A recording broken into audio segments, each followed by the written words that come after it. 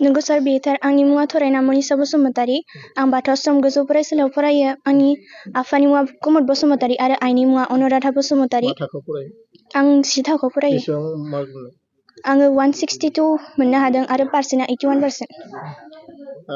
आगोलनि समावबो पास जाबोखादोंमोन अ सार आं क्लास 9 आव टपार 1 आव दंमोन। नोंनि एमआ मा आंनि एमआ एबारो मेट्रिकआव मोजां रिजाल्ट खालामनाय। फिउचाराव मा जानो सानो आं सासे डक्टर जानो सानदों। नोंनि बिमा बिफाया माबायदि मदद होयो आंनि बिमा बिफाया आंखौ फरायनायाव थुलुंगा होफैबाय थायो मोजाङै फराय होननानै ओमफ्राय नांगौ मुवा बेसादफोरखौ बायनानै होफैयो।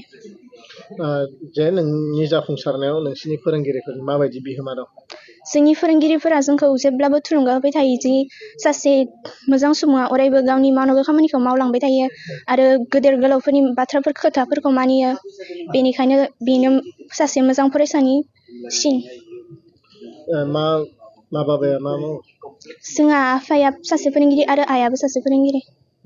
बिदा फंबाय साबेसे बिब' बिनानाव जोंहा सासे आदा दङ।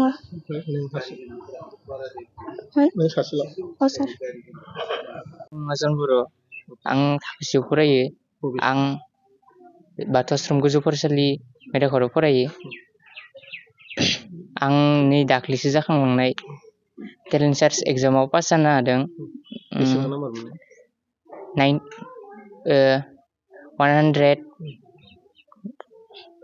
167 मार्क लाना पास जानो हादों।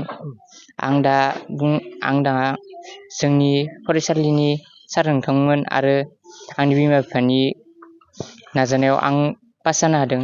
बेखिनिखौनो आं बुंनायनि आंनि बाबाया थैना थांबाय नाथाय माया खस्थ' खालामनानै आंखौ मोजां नायफिनदों बेनि थाखाय आं साबायखर बावहरो। जे बेफोरबायदि आनजादाव नोंथाङा उथ्रिसारबाय इयुनाव मेट्रिक आनजादखौ माबायदि रिजाल्ट लानो सानो आं दा मोजां रिजाल्ट लानो सानदों 95 मार्क लानो सानदों दा आं नाजागोन बेखिनिखौ लानो थाखाय। नोंनि एमआ मा आंनि एमआ आं सासे इन्जिनियार जानो सानदों। बिदा फंबाय साबेसे न'खराव जोंहा बिदा फंबाय गैया नाथाय सासे बिनानाव सासे दं। मिथिसार स्वर्गियारि आं बाथौ आश्रम गोजौ फरायसालि मेदागादनि 10 थाखोआव फरायो। आङो दाख्लै 2014 मायथाइनि एबसुआ खुंजानाय सेन्ट्रेल टेलेन्ट सार्च एग्जामाव सेथि मासिखौ 169 नम्बर लानानै आवग्रिनो हादों।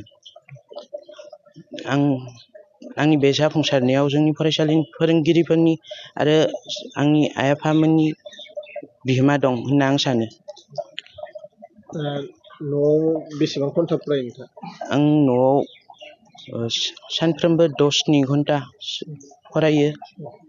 मा बाबामोना जोबोद मदद होयो थुलुंगानाय होयो।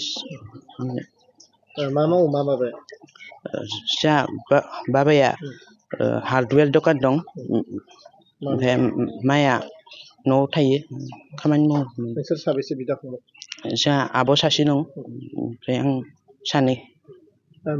नैबे टेलेन्ट सार्चआव जेरैबायदि रिजाल्ट लाखिदों मेट्रिकआव साबसिन रिजाल्ट लाखिनो हागोन होननानै आसा खालामो। खालामो आं टप 10 आवग्रिनो नाजागोन।